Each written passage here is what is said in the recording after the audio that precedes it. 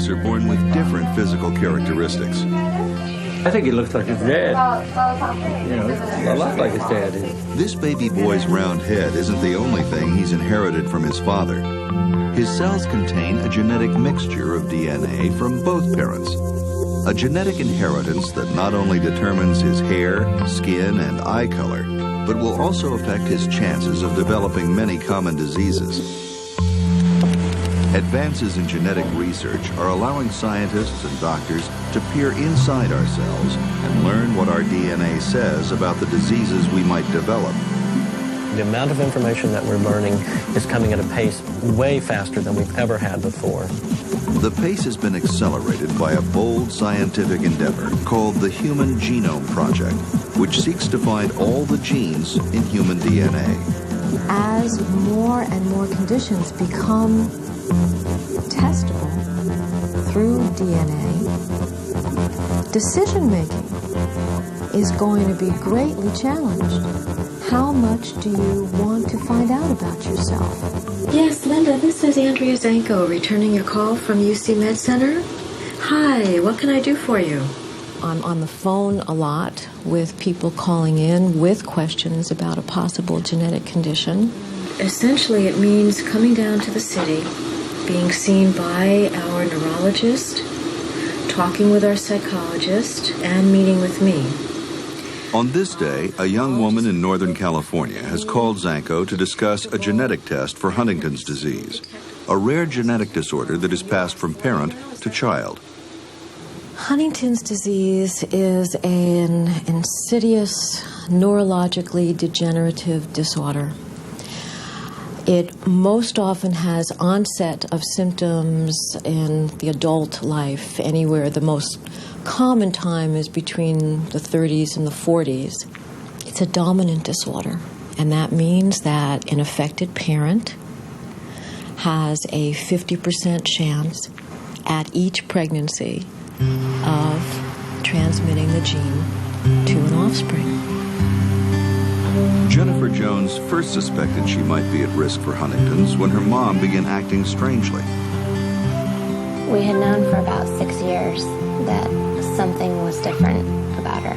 You couldn't put your finger on it. She'd had all kinds of medical exams and just trying to figure out, is it depression? Is it some kind of a tumor or something?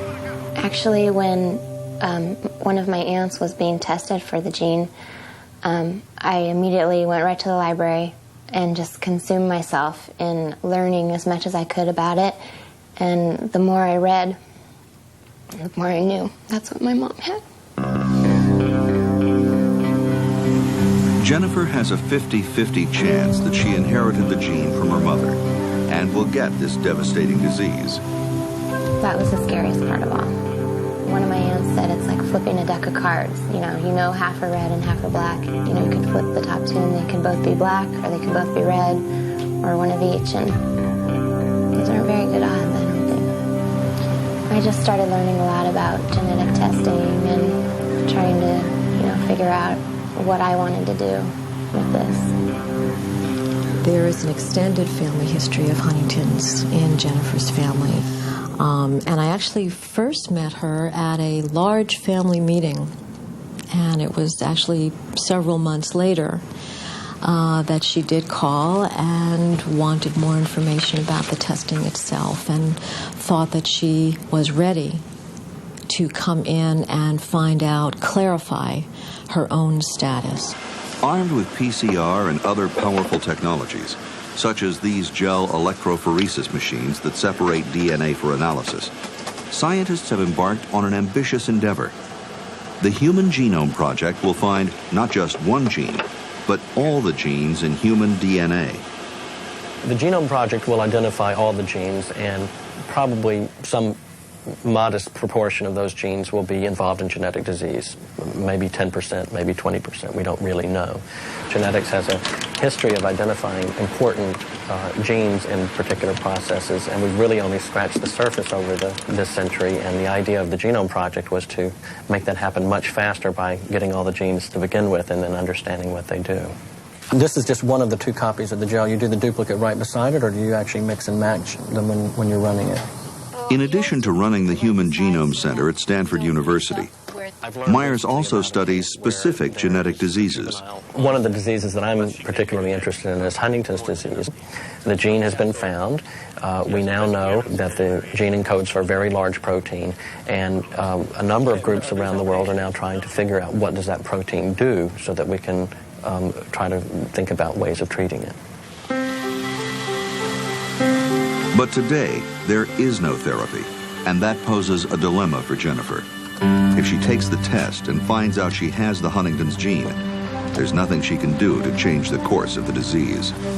But she still wants to know if she's carrying the HD gene. You know, I'm 24 years old and going to be getting married in a few years, and I just started to think about if I'm going to have children, I need to know whether I have this or not, because it's put me through a really hard time, and I don't know if I necessarily want to pass this on to a child. I think that was the main thing that made me decide to go through the testing process. She came in with her partner and her dad, and we really talked about where she was, the stage of her life, why she wanted this information, and what value the information would have to her, why she wanted to go forward, and she was very clear. She had given this a lot of thought. She'd had a lot of time to think about it, and she wished to proceed with the testing. Good morning. But even though she thought she was prepared for the testing, she was unnerved by the process. It's a big decision to maybe find out what you might die of or not. Have a seat, and we'll call you in a few minutes, and whoever calls your name, give them that white piece of paper, please. I mean, of course, it'd be great if I found out that this is what I'm not going to die of. But to find out that you might, you know, it's like any other disease. Finding out you have cancer, finding out you have AIDS. I mean, it's, for any of those diseases, it's just hard to know your future. Like having that crystal ball can be really scary, really powerful. The issues Jennifer is facing are becoming more commonplace as more genetic tests are developed for more common diseases. In a lot of other diseases, probably diseases that kill us all, those that are very common, certainly things like heart disease, psychiatric disease, autoimmune disease, look like they clearly will have genetic components. One of the big ethical issues that arises in genetic research, and really all of biological research, is how we use this information. But as the Genome Project uncovers the genetic factors behind many diseases, genetic tests that reveal our personal risks of getting those diseases will become more common. Tests that will mark us as potential disease sufferers. The problem of genetic discrimination seems kind of abstract to a lot of people, but it's something that could end up affecting every one of us in our lifetimes, given the number of genetic tests that are coming along and the way that they are getting integrated into healthcare. We take these predictions much too seriously, because increasingly the kinds of tests we'll be using are not surefire predictors. They're not the crystal ball. At a recent forum, scientists, doctors, and lawyers discussed the impact of the Human Genome Project and the numerous genetic tests that will result from it. It might make much more sense, might be a lot saner to think about these tests not as a crystal ball into your future, but as analogous to the TV weather map that you see on the nightly news. It gives you some sense of the future in statistical terms. It tells you what percentage risk of bad weather you might expect. But it's clear to everybody that the weather is going to be influenced by a lot of different environmental factors, just like the onset of a genetic storm of some kind. Panels such as this are an attempt to educate the public about genetic testing. It's a topic that will soon affect all of us. As the Human Genome Project progresses, it's wide open what we will be able to learn about ourselves. I don't think the question is going to be what. I think the question is going to be how much. The area that we are talking about is this area. Jennifer has made that choice and decided to learn whether she has the Huntington's gene. She's returned to school, hoping to live her life as normally as possible as she waits for the results. It's a very, very personal decision. You have to look at your life and figure out what type of person you are. You know, one of my aunts is fine not knowing. She figures if I start to get these symptoms, I'll know what it is, and then I'll know. I'm a warrior. I would live every day thinking that I have it. The day has come. The results of Jennifer's test are ready. What I'm doing now is preparing to go to the molecular diagnostics lab. I will pick up a copy, an actual picture of Jennifer's result. No matter how prepared they think they are, invariably they are hoping, obviously, to find out that they do not have the gene. I'm going to be seeing Jennifer Jones in a little while. Right there. Have that result for me. Yeah. They are struck by the fact that they either can go on with their dreams and their hopes and their lives and have time, or the result takes it away and says that they have a truncated future. Who knows? Maybe it's 2 years, 3 years, 10 years. It is no longer going to be retirement in the country. It is going to be how best to enjoy the next 5 to 10 years. Andrea's greatest fear has come true. The test results show that Jennifer is carrying the Huntington's gene. She's come to grips with these results and their implications. For Jennifer, it's time to reflect on her past and plan for a difficult future. It's just so important, no matter how old you are, you know, because a lot of people think diseases happen when you're old, you know, but no matter how old you are, it's just so important to cherish every day, and with your family and friends, and just tell them how much you love them every day. I think it's so important. I expect Jen will do well for many years. I want to believe that the research that's going on now that we have the gene, we're trying to understand this protein, looking at the normal protein, looking at the dysfunctional protein, and figuring out a way to make a difference, a way to interfere with the process of this dysfunctional gene. I'm hoping that that's going to come about.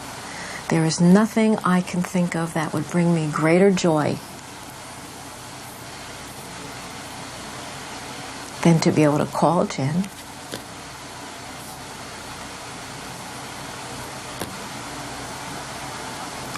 and tell her that. In Jennifer's case, taking a test has removed the uncertainty of her situation with devastating clarity. All of us carry genes that will likely affect our health. With the accelerating pace of genetic research, it's likely that soon we all will be able to take a test that will reveal the secrets that lie in our genes. If we don't educate ourselves now about genetics, decisions will be made without understanding, without a person's own input into that decision. Don't let those decisions be made without your knowledge and without your understanding.